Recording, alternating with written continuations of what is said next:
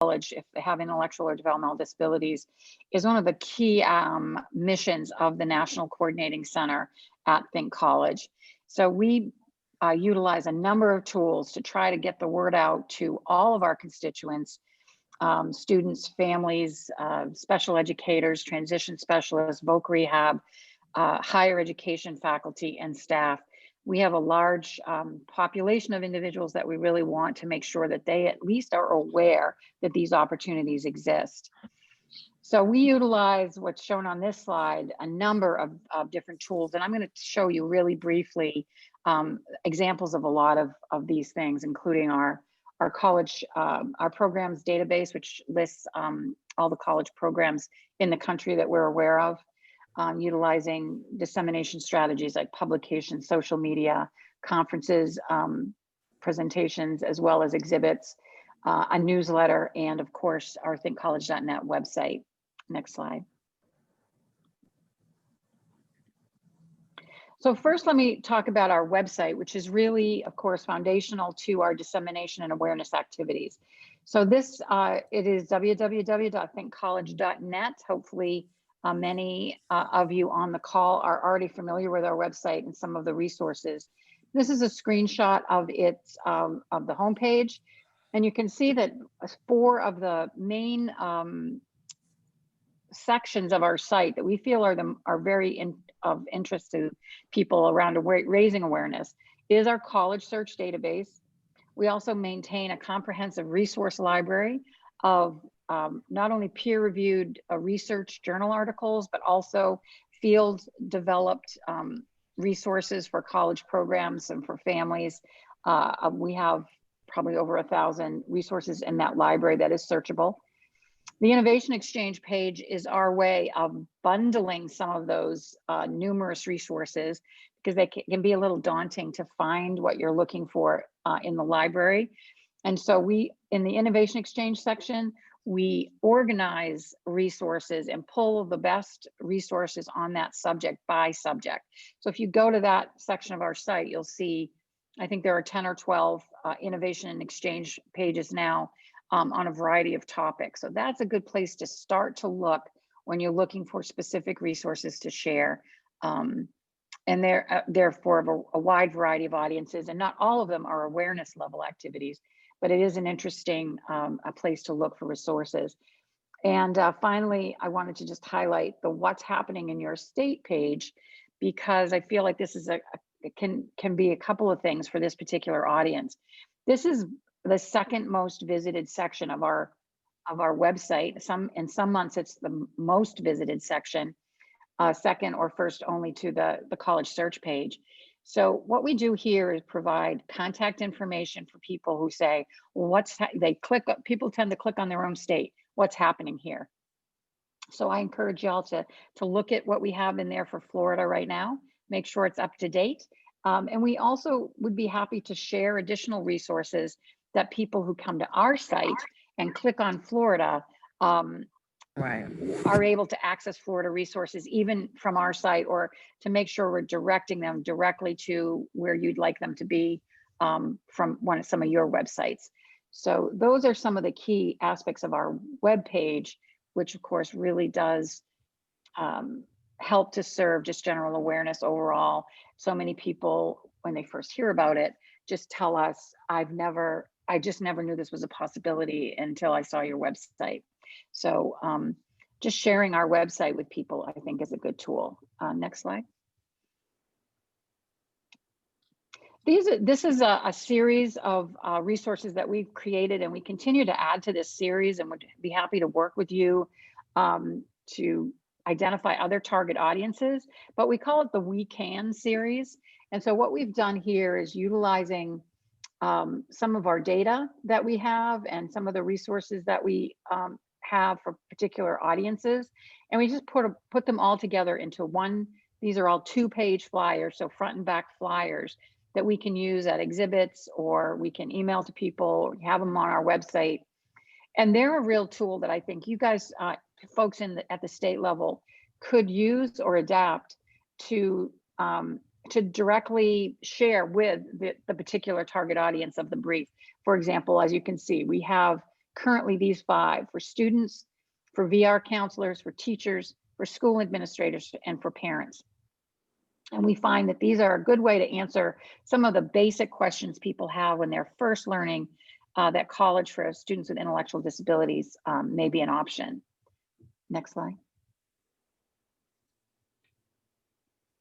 We also offer a number of resources on our webpage that are directed to families around the country. So I wanted to highlight these for you.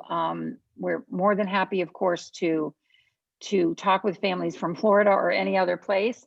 And one is a section of our website, and you'll see it on the homepage in the top navigation bar. It says Family Resources.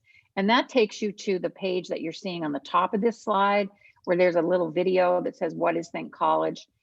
This is a page that we hope is a good introductory page for families. It has, beyond the 3 questions you see there, is college possible, how to prepare and how to apply.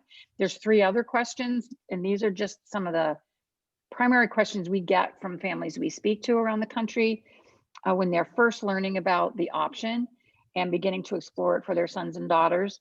So we share a number of resources here and link to a number of things related to each of those questions that we have in the boxes.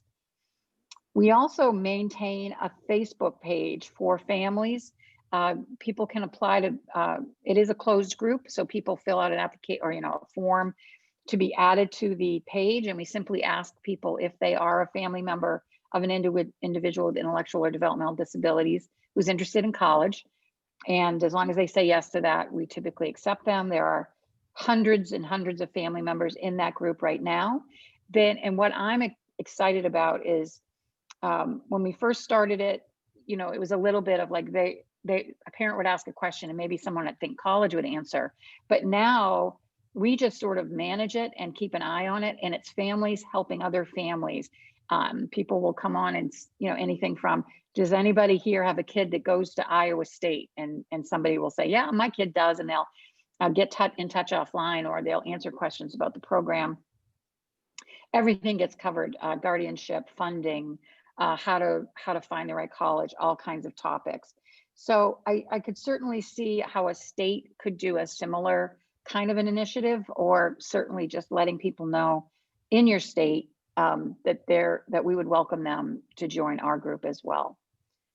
And finally, on this slide, obviously people can email me, but we also have a help desk, which is populated by really smart people like Deborah Hart and Maria Paiewonsky and others who are on the, those are the folks who are on the call today. And what that allows us to do is direct questions to the best person to answer it from our technical assistance team. So that's a good way to get information and questions. And we use a platform for our help desk. And again, would be happy to speak with someone, if Florida ever wanted to have kind of their own help desk. It's been really, really great for us. And Kate, 1 minute. 1 minute. Okay, thank you. Okay, next slide, please. This is highlights our Think College search, which is a big section of our website where we do list every college program. And I believe Florida has 17. You guys do so well in Florida to have the options that you have, and those options in Florida and all over the country can be learned about on this page. Next slide. So we do have hundreds of resources at thinkcollege.net. We find that it helps to have targeted resources for our audiences that answer some of the basic questions, because often when someone just hears about this as an option, it immediately brings a lot of questions to mind, because it is such a unique perspective around it being non-degree programs and that people don't have to meet typical admission standards. And there's some really basic facts that people need to understand, so they don't just dismiss it and say, oh, well, I heard that kids with ID can go to college, but that's not for my son or daughter because, of their challenges or their learning needs. And we want people to know that it is for everyone that is interested. So it's really important to sort of address some of those initial questions, I think, with your resources. And we've tried to do that with some of ours. So thank you for letting me share about them. I hope that some of them are helpful to you, and be more than happy to answer questions later or via email after the event. If people have questions of Kate, please feel free to type those in the chat box. And we have a poll. We want to ask people as this is a way to respond. So if you could give us your thoughts about the resources that Cate has shared with you. And the question is, given your specific work, what Think College resources do you intend to implement to promote post-secondary ed opportunities? And you're free to choose two.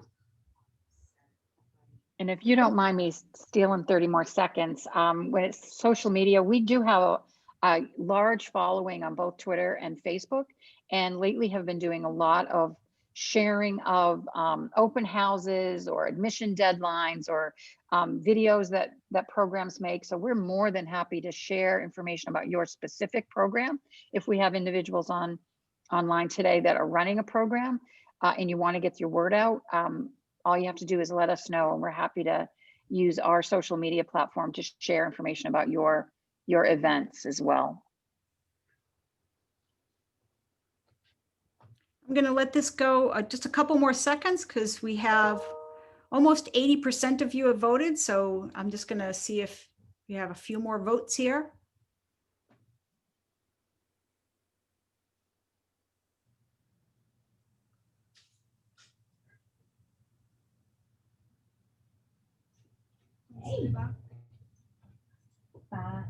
Okay, I am going to, oops, wait a minute. I've got a few more people voting.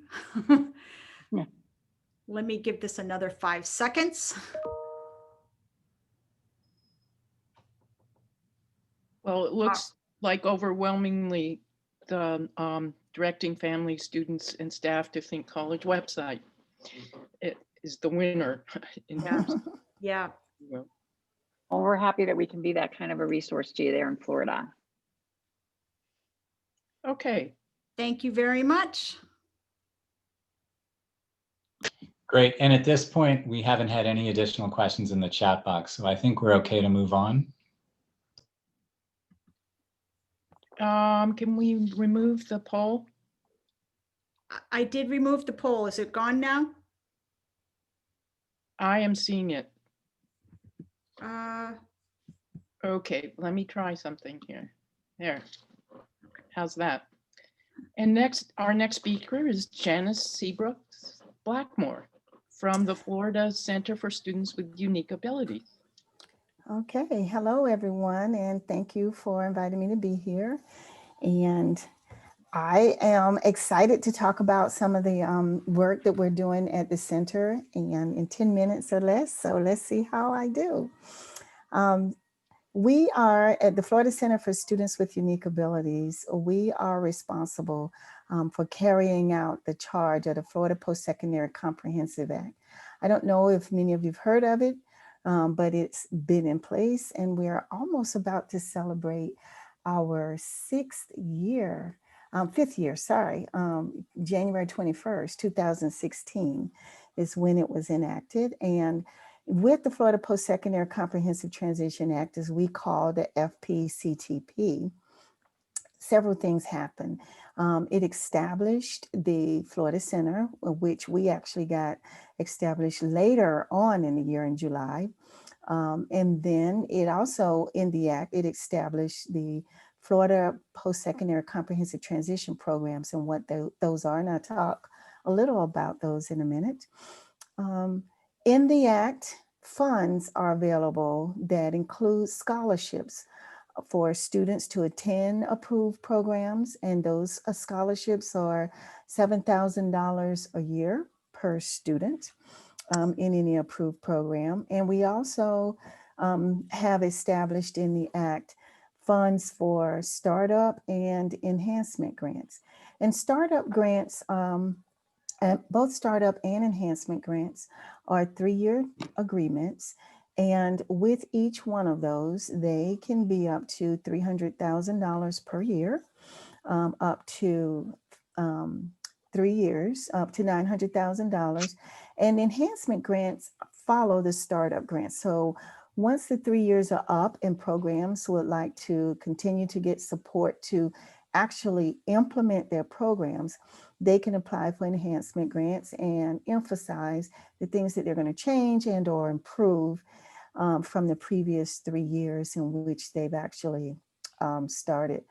When we think of our FPCTPs, the requirements to become an approved program are aligned with federal requirements and standards that the Think College actually have. That is our National Coordinating Center. So we are aligned with federal guidelines, but it's all unique to Florida with the additional support. When we think of the FPCTPs, their primary focus is, like with all of what we're talking about on this series, is inclusive post-secondary programs for students with intellectual disabilities who have exited high school. And all of our approved programs have a focus on increased employment opportunities for students so that when they complete the programs, the meaningful credentials that they earn conveys to employers that they are well prepared to work. Go ahead to the next one. So with the Florida Post-Secondary Comprehensive Transition Act, it is really, it was enacted to really focus on independent living, inclusive post-secondary ed, employment opportunities for students with intellectual disabilities who might exit programs with a degree, a certificate, or a non-degree in a non-degree program. So that is something that continues to be the focus and the purpose of the act, but to Floridians. And it is for nonprofit, private and public institutions. Currently, we have 19 institutions, and they are on 24 campuses across the state of Florida. And we are continuing to move. In order to help people become aware of the act, we have identified the 120 eligible institutions across the state. So we consistently send out invitations to invite those institutions to become an approved program. We use a lot of our website and social media to inform. And in a minute, Deb, if you can, or if I need to, I'll click on our website. But we send out those invitations, and for those institutions that express an interest, we meet with staff and administrators to actually provide technical assistance in helping them become approved programs. And strategic planning is a major foundation of how we do that. So we work with them in a strategic planning process that we have, and we work through, which typically it takes about a couple of months, and sometimes it takes a couple of years, depending on where institutions are, for programs to become established. We approve programs as well as our Department of Education, different divisions within our Department of Education. And that's for career technical schools, state colleges, and universities. So we cover the gamut, private and private as well as public institutions, from career tech centers through universities, where we provide technical assistance and resources in helping them to become established.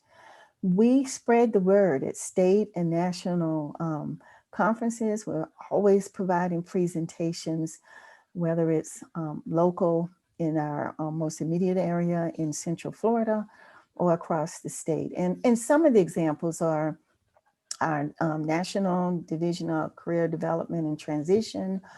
We presented different regional. Information about what the Florida Center for Students with Unique Abilities. I'm sorry, there's a question. I'm sorry, I heard an interruption, but I'll continue. We presented conferences that address various audiences, which include students and families, various institutions of higher ed, professional and community organizations. As I was saying earlier, some might include the Florida Parent Education Association, Step Up for Students, Council for Administrators of Special Education, State of the Arts. We we go where any audience that we can provide to share about Florida, because as you know, not always the information is learned at home. It sometimes takes folks from abroad to also give that information. Our website, and Deb, if you can go there, that's great. If you can't, I will. I think let me- you're going to have to, Janice, but Okay. I'll have to stop sharing. All right, then I will do that. So our Janice, website, yeah, about 2 minutes, okay? I have 2 minutes. And Deb, you can just click on that link inside the PowerPoint. Will it? Okay, yeah, here I go. certainly. Yeah. Won't let you.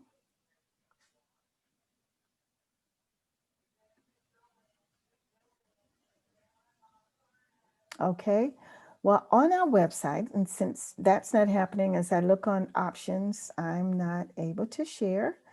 But on our website, we have a lot of resources that are available as well. We have information for students and families, information for institutions of higher ed. If students and families or other institutions are looking for the programs across our state, you can see that we have them from the Panhandle to the Keys.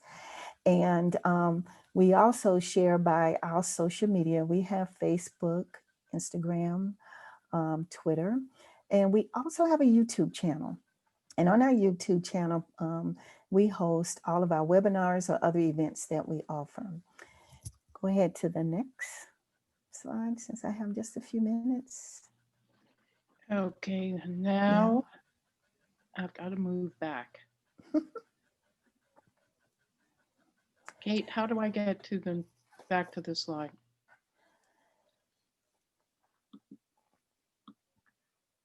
Okay. Yes. Got I'll it. go ahead, and as you There get you go. there, this could be okay. On the next slide, again, for recommended resources, we house everything on our website. And again, through our YouTube channel, and people can join the listserv as well as the invitations that we send out.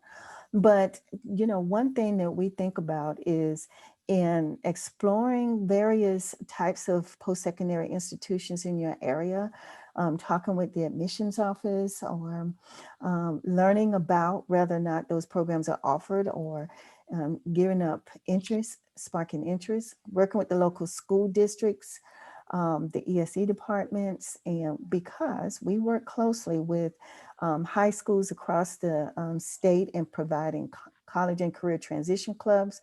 We provide instructional support where those can be a pipeline to actually share information about the FPCTPs, and looking at those parent organizations that, of course, you have one on this series that will be talking about the resources that are available.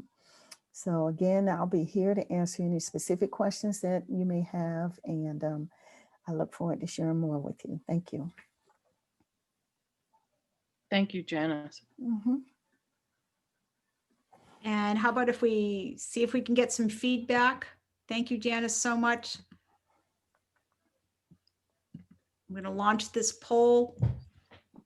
And the question is, what Florida Center for Students with Unique Abilities outreach activities and resources do you intend to implement to promote student college going?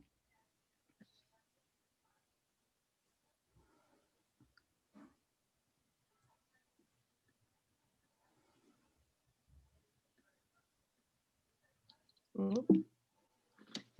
Okay.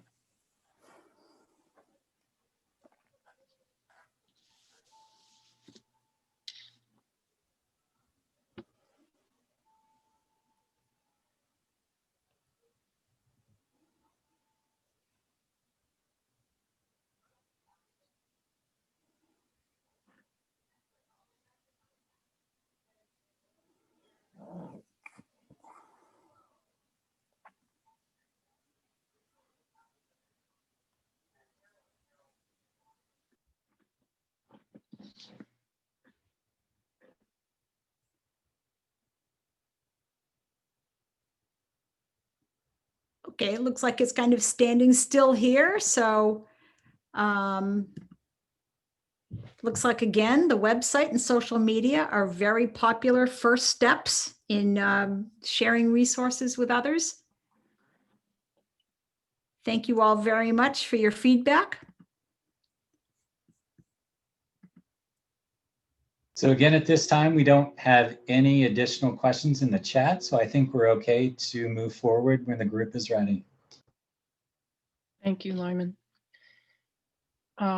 Next in line here is Tasha Littles, who is from the Parent Support Network. Oops. It just doesn't want to It go doesn't away. want to go away. I apologize, everyone.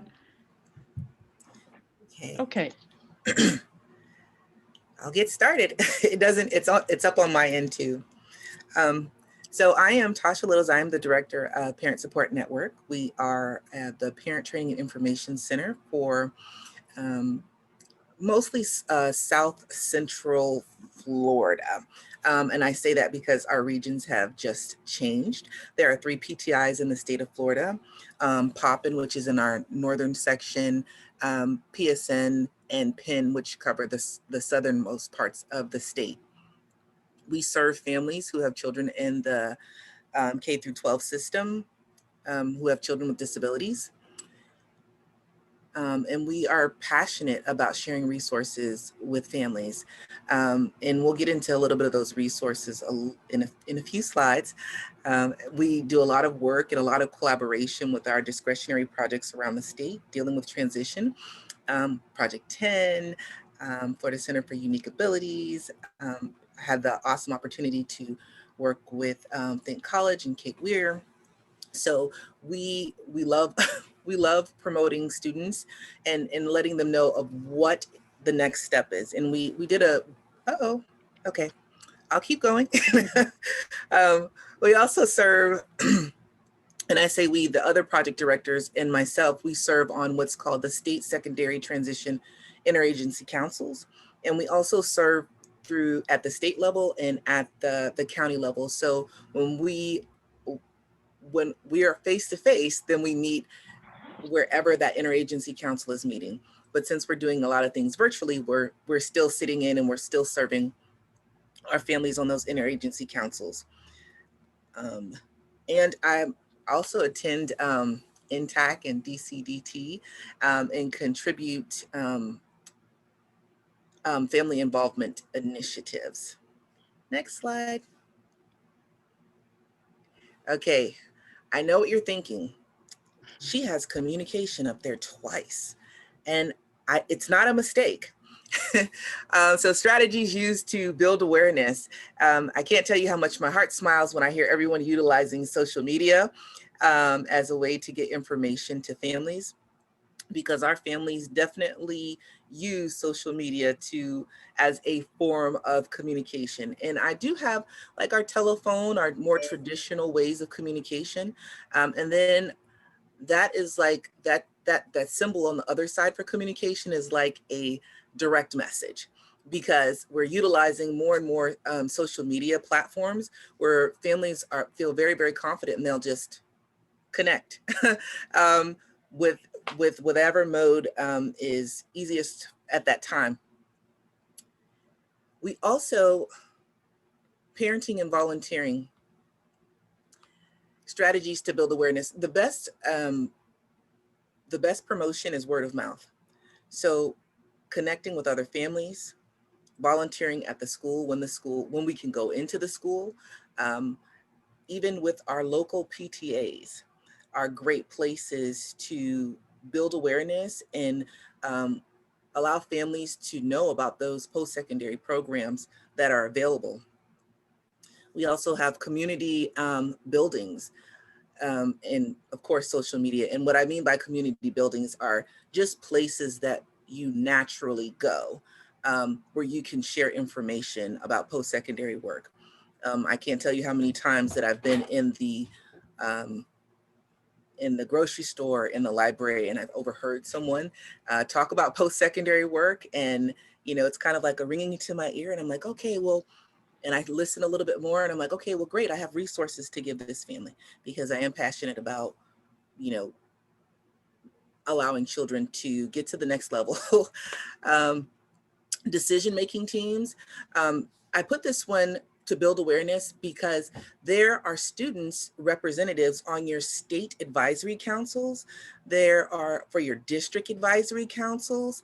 And so there are parents there who don't know that there are options available just because that's not like their wheelhouse.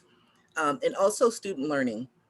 Let me go back to parenting and volunteering. You can also have students sit on your PTA.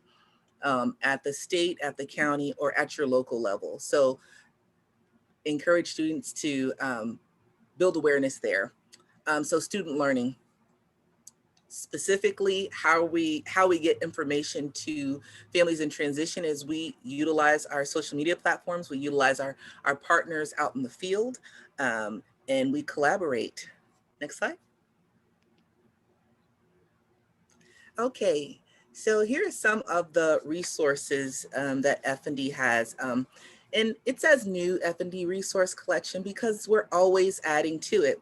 We have about over 40 different series. And if you click, when you go to fndusa.org and you click on any one of those, like that one says procedural safeguards, it opens up into a different window where you'll see the procedural safeguards broken out by bite-sized, information. As I use the phrase from Danny from Project 10, gluten-free, easy to digest, so that families know, or if they have an issue or they have a concern, they know exactly where to go. It's in English and Spanish. It's mobile friendly, and we also have it on our Facebook pages, Instagram and Twitter. One of the other, this is about communication.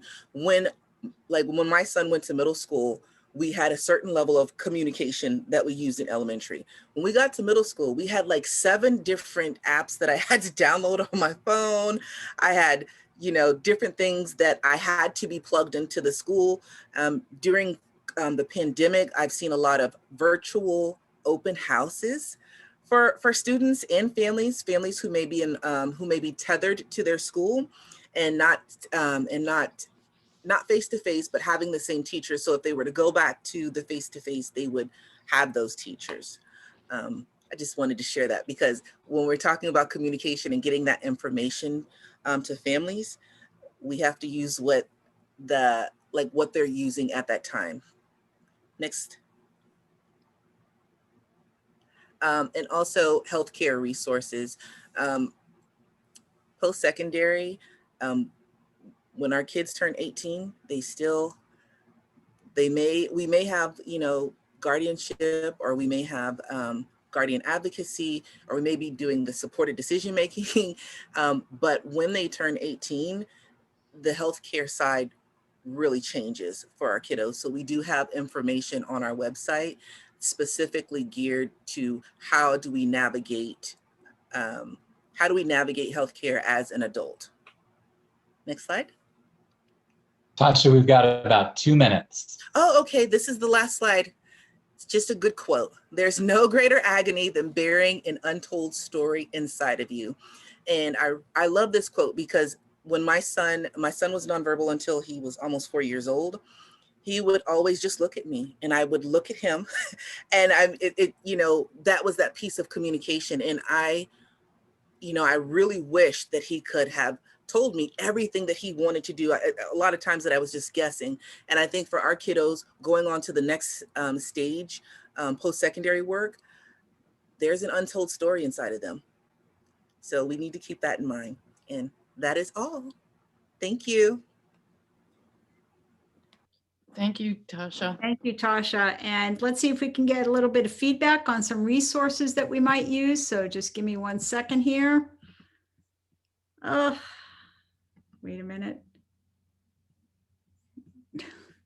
Hold on.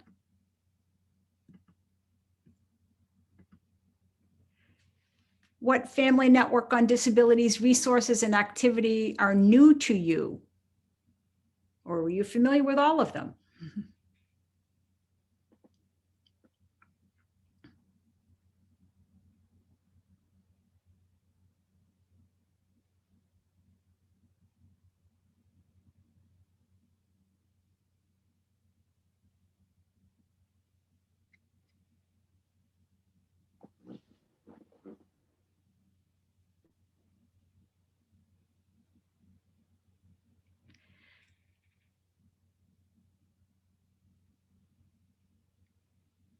Okay, it looks like we've got about more than half of the participants answering here. And so this question is what are the resources that are new to you? So it looks like transition related resources are, I'm glad you shared all of those, Tasha. I am very happy to. And if I could just take 10 or 15 extra seconds, is that okay? Absolutely. Yeah.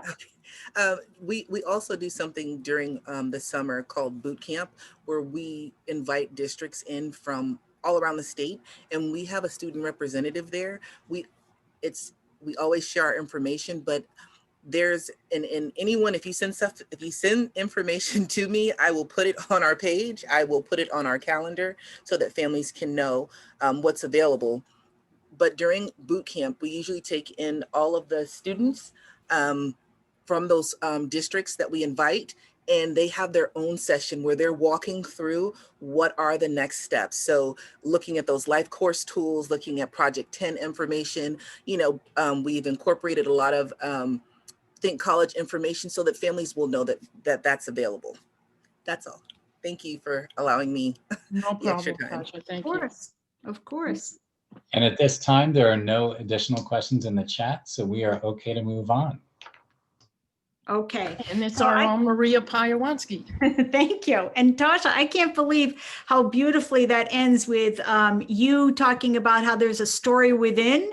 And then, and here I am, I'm going to tell you about my work helping students to bring out those stories of college. Deborah, wait, okay. So I wanted to just end with the ways that from everything we have learned about students going to college, there's a lot that they can share in their own advocacy back to peers, back to stakeholders of many different ilks to share what college is like. They also are telling us about what they could be better prepared to do. So my work at Think College is very much focused in on college-based transition services, or what we sometimes refer to those as inclusive dual enrollment students who are still eligible for transition services, but are primarily doing them through college. And I also do a lot of inclusive research, meaning that I'm also very much trying to help students to document their experience and then bring it back to people that they feel need to know about their college experience. So Deborah, you can move it forward now. Thank you. So ultimately, this slide is really, this is what I'm saying is these are a lot of different ways that people are including students in their advocacy to build awareness about college opportunities. They're really involved in a lot of outreach activities, as well as advocating for more and more opportunities for students to go to college.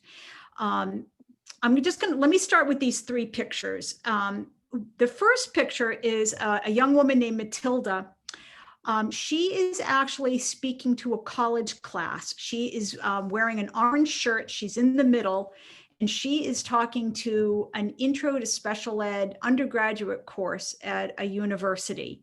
So in this case, she is talking to peers, but she is talking to the potential new special educators, building awareness that college should be part of their work, preparing young students, whether they're elementary age, middle school, high school, for this college opportunity, making them aware. And in this case, many of them were not aware that students with intellectual disabilities were getting more and more opportunities to go to college.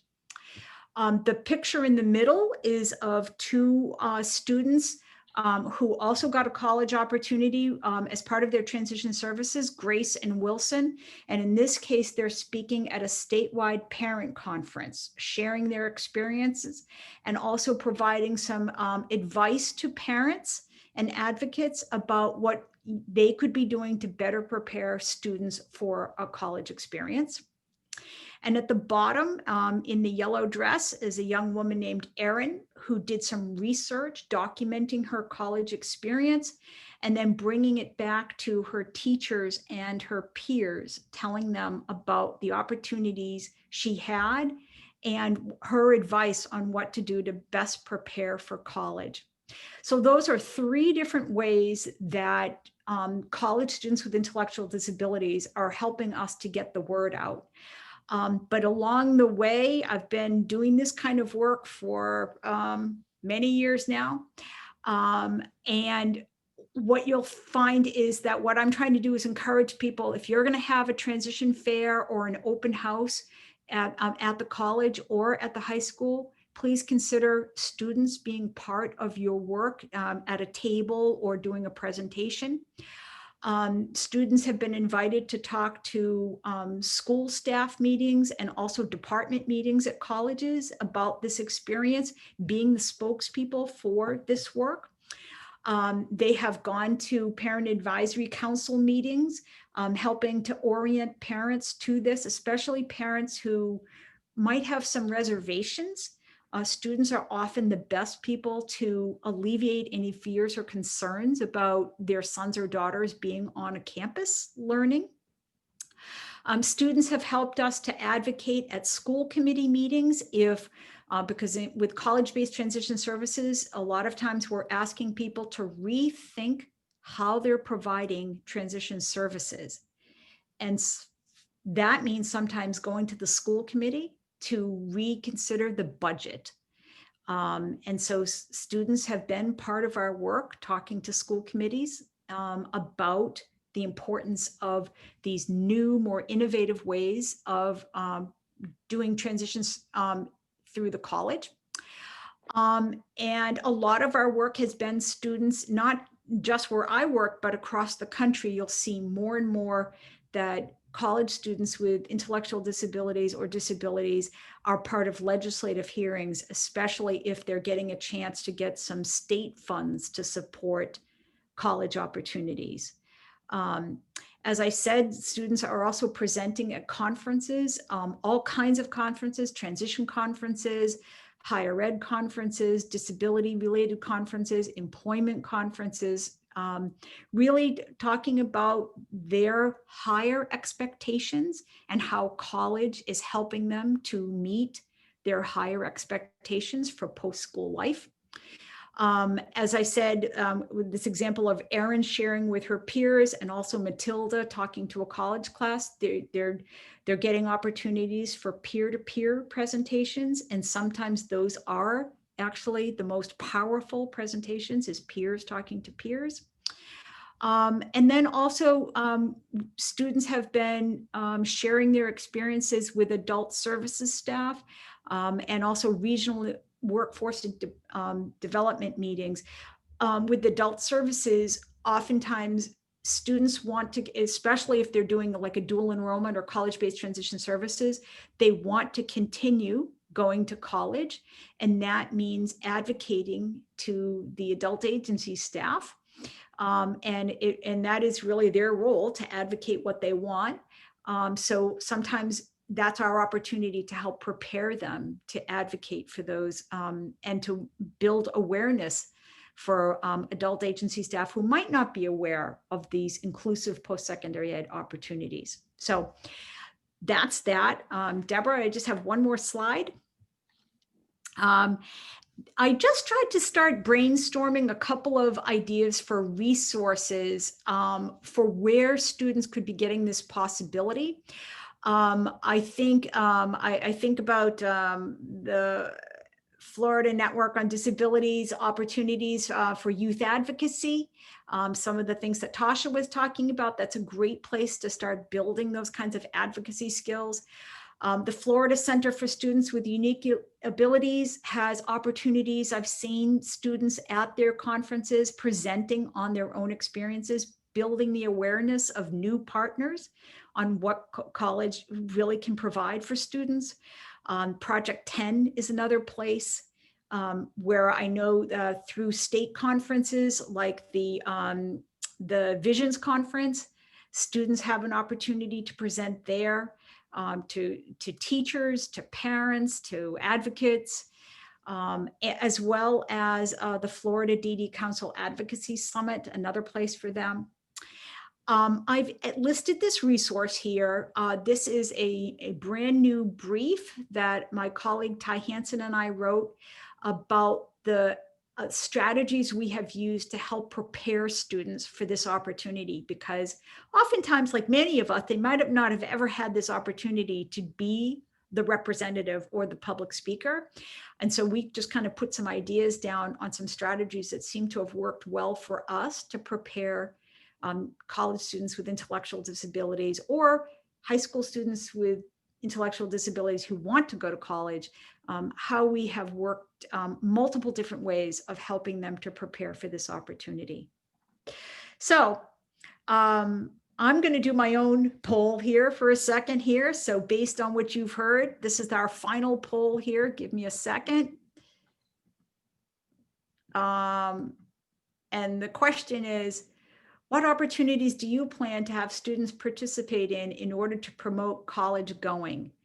Are any of these that I talked about something that might interest you to either do for the first time or to continue doing to bring students into this advocacy? And I will open this up. I don't know if you can see the whole thing. Oh, yes, you can. Okay.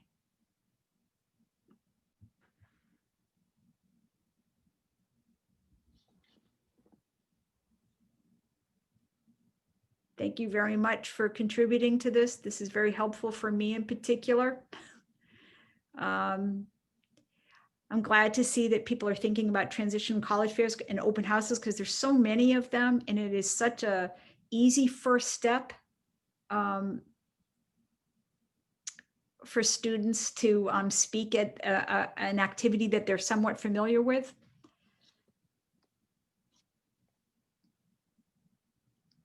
Let me see, what would be the next top one? Peer-to-peer presentations, glad to see that too. That is actually really one of the most powerful things to watch. All right, I'm gonna guess that maybe that's it. Thank you very much. I appreciate your feedback. Okay, Deborah? I'm trying to end. Thank you, Maria. Yep. So while we do that, there's one question for Tasha. How do we know who was invited to the boot camp from our district? That was a great question. And I've also, I messaged Melissa too. You would just contact me and I could tell you who attended boot camp. Well, thanks, Tasha, for paying so close attention to the chat. Are you taking care of it? Yes.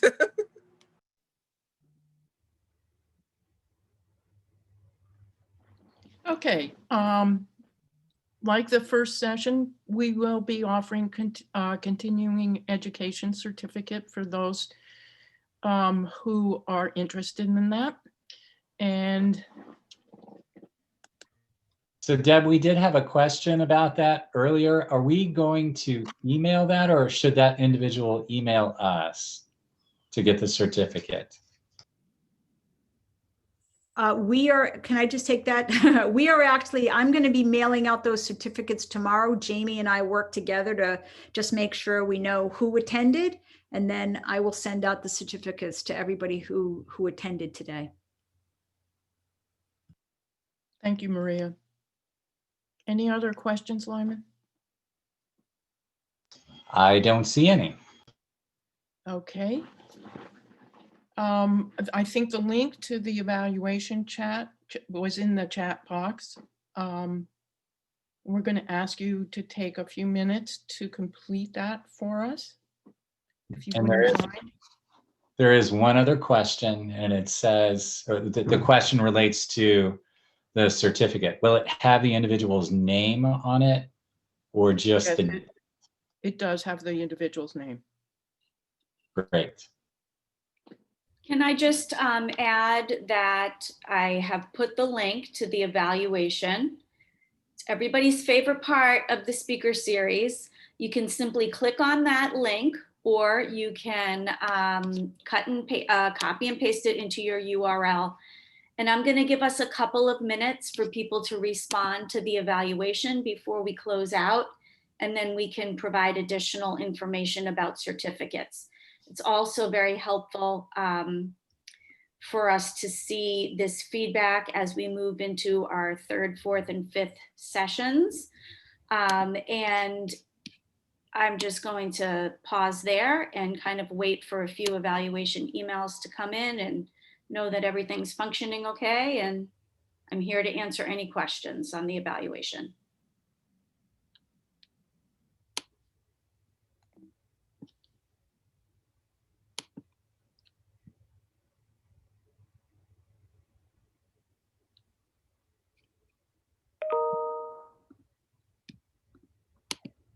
This is Maria. I would like to just clarify one thing about the certificates.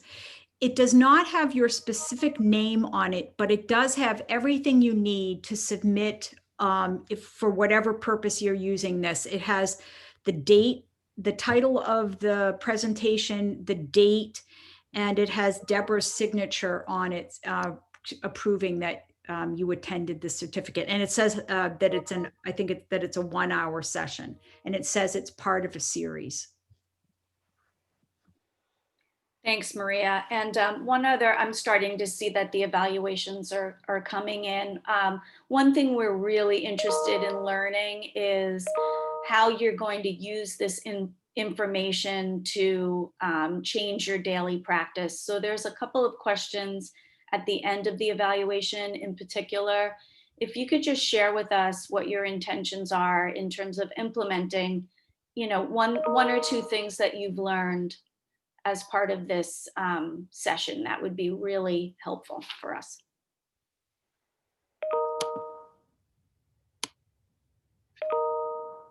And they're coming in.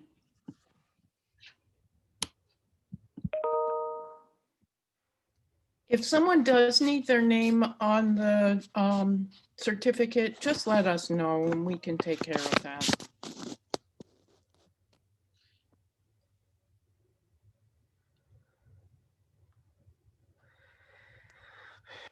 Are there any concerns or other questions?